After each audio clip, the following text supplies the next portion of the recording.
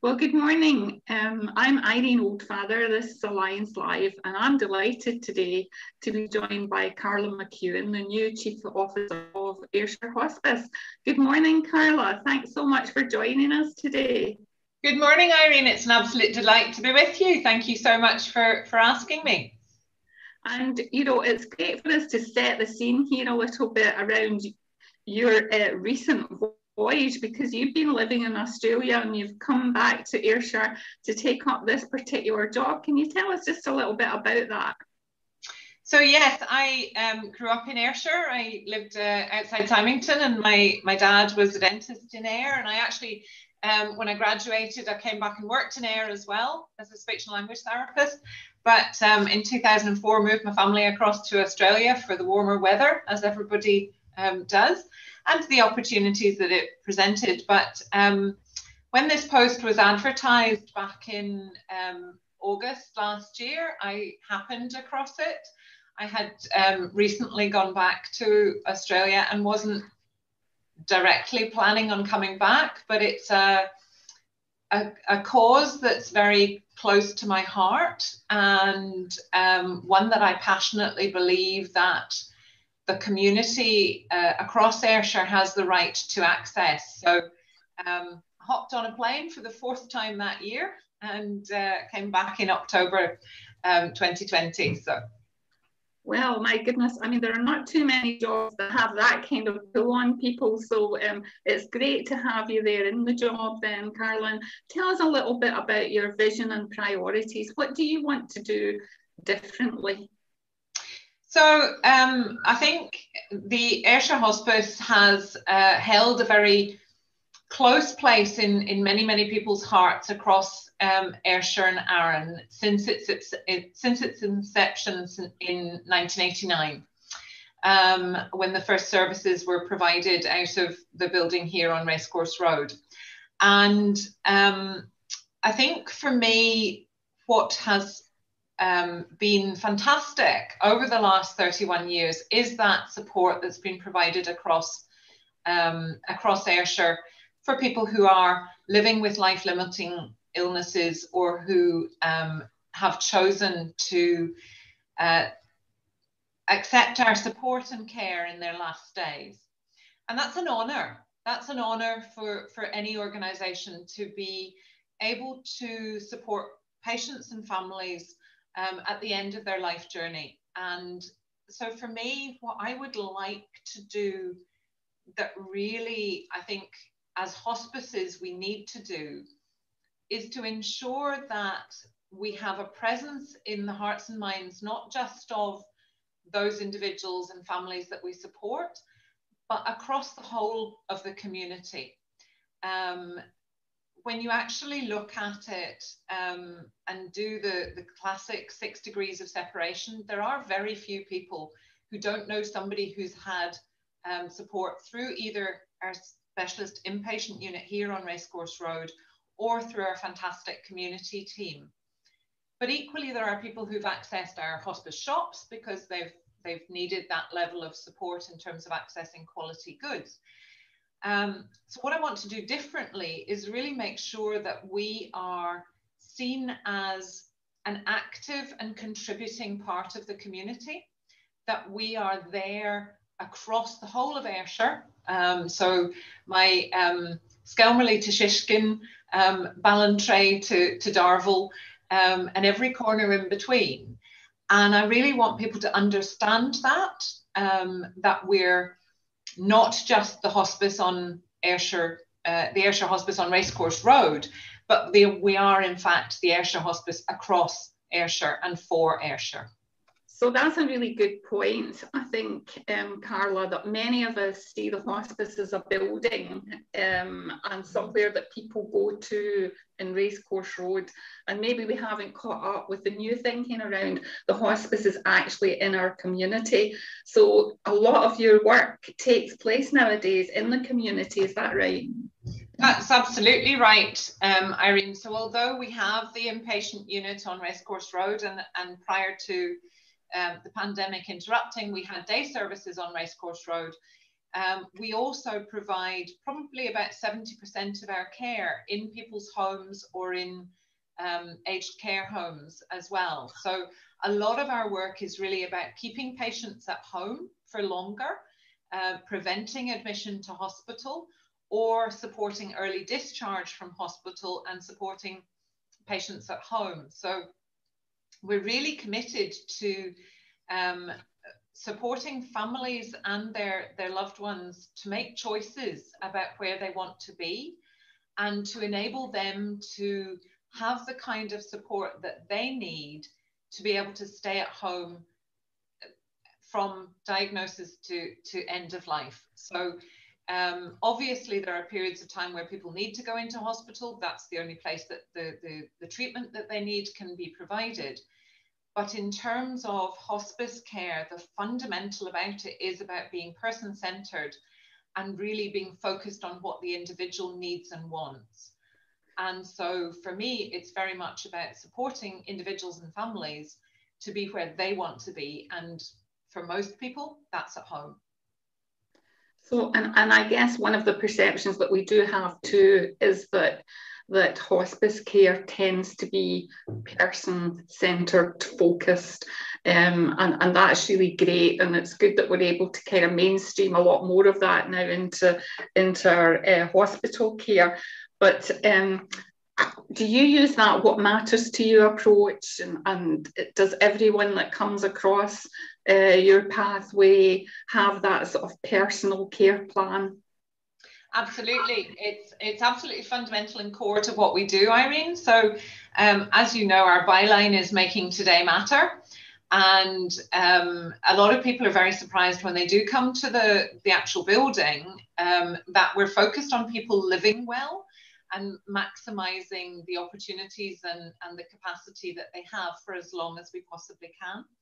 So absolutely, it's about what matters to you. So a couple of examples. Recent one, we had a gentleman with us before Christmas, and in his last few weeks, he wasn't very hungry. He didn't particularly want to eat very much. And so our catering team and the nursing team asked him what he wanted. And whatever it was he wanted, which actually at one point was vanilla ice cream, was exactly what he got. So that's one example. But the other one, you know, we have dogs, we have cats, we have had a horse. So we're very focused on what matters to the person, what makes them feel more in control and more in charge of their journey. And it can be those things, so the food, the lighting, the music, the pets, the visitors. We haven't stopped visitors throughout. We've managed them slightly differently, but we have had visitors throughout the pandemic. But it's also about focusing on individuals' goals. And so for somebody, that might be about managing their pain sufficient for them to have their grandchild climb up on their knee and give them a hug.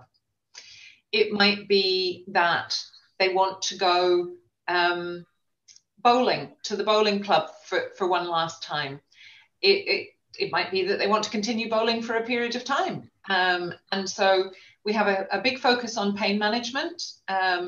Comment recently was that we do that better than anybody else. That was from a patient. And so it really is about focusing on what is it that matters for you.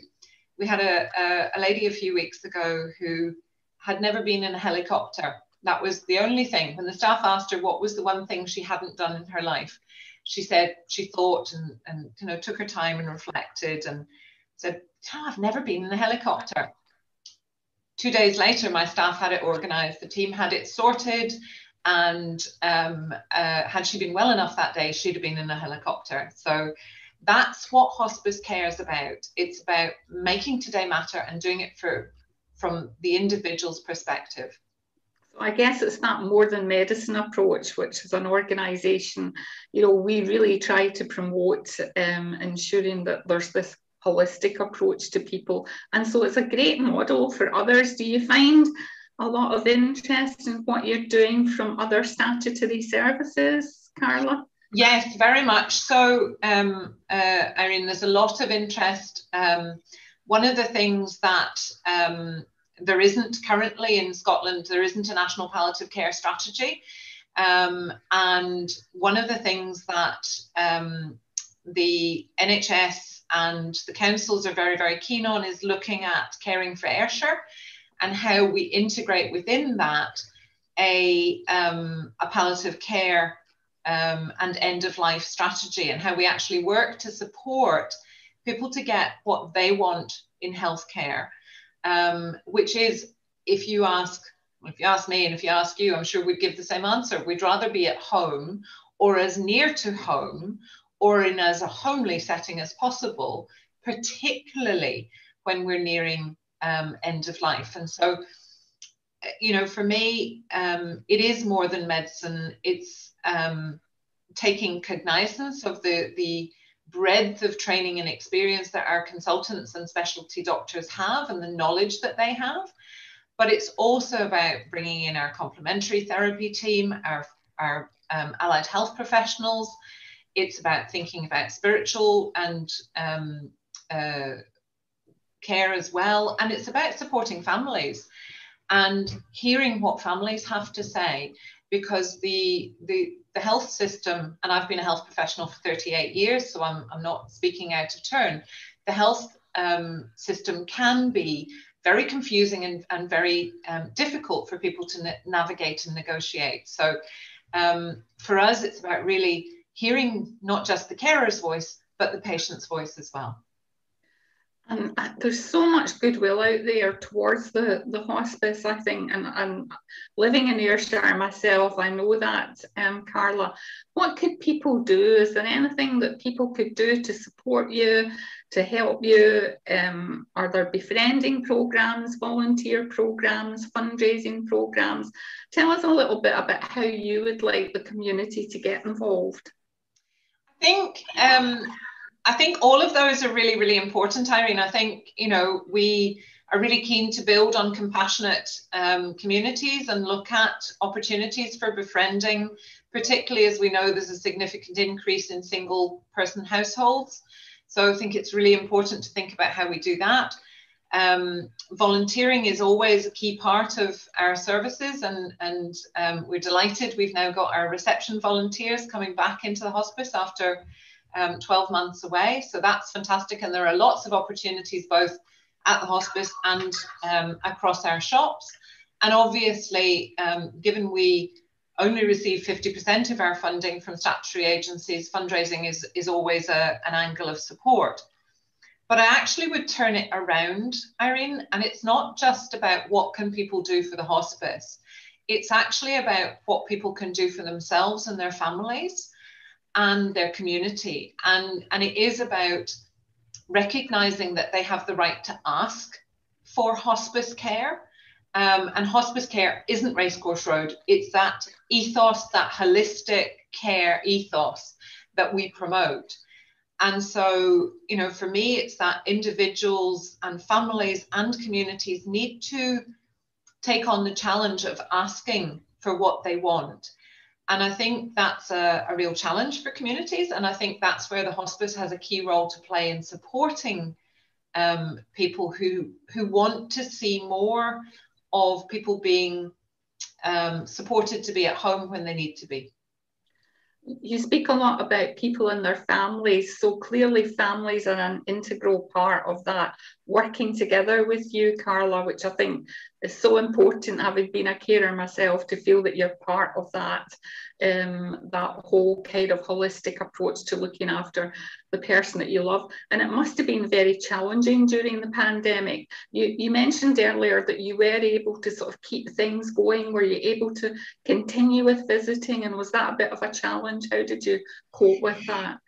So the team has been absolutely fantastic. We have the most wonderful people who work both in community and in the inpatient unit. And throughout, they have looked at alternative options. So when we were in lockdown and travel was restricted for people, we started using iPads so that patients could be in touch with families through Zoom.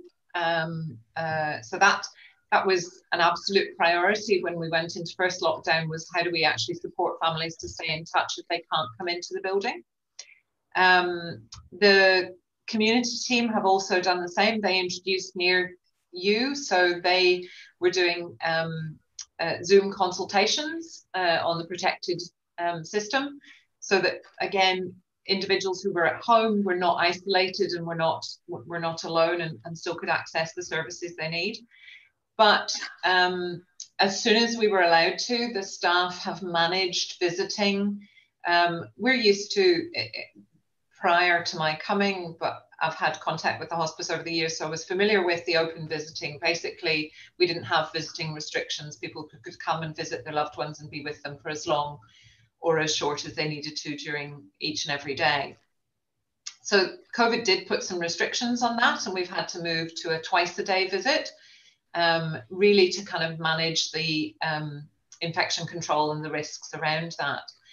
But the staff have been fantastic, and at no point have we stopped families where the individual has been in the last few days of life. So we've had compassionate visits throughout. We have had restrictions to 2 named visitors. So when someone's been admitted, they've had to identify which 2 of their family would be their regular visitors. But we've also had window visits and supported people even through the chilly cold to be outside adjacent to their individual's window as well. So it's hugely important for someone who is facing the tumultuous part of their life's journey, that a diagnosis and progress towards end of life can be. And so families are absolutely vitally important to that, Irene. And I think that's where you're absolutely right, where families don't, or patients don't have families, finding individuals who can befriend and support that individual is equally a community challenge that we need to focus on. So yeah, people make people, people make a service, and it really is vitally important that in terms of what can community do, it's ask to help, ask to be involved. It's offer your neighbour, offer the support, because often people won't reach out and ask for help, and that's really important to know as well, that sometimes all it takes is a hello over the back fence. Can I take your bin out for you? Can I get you shopping for you?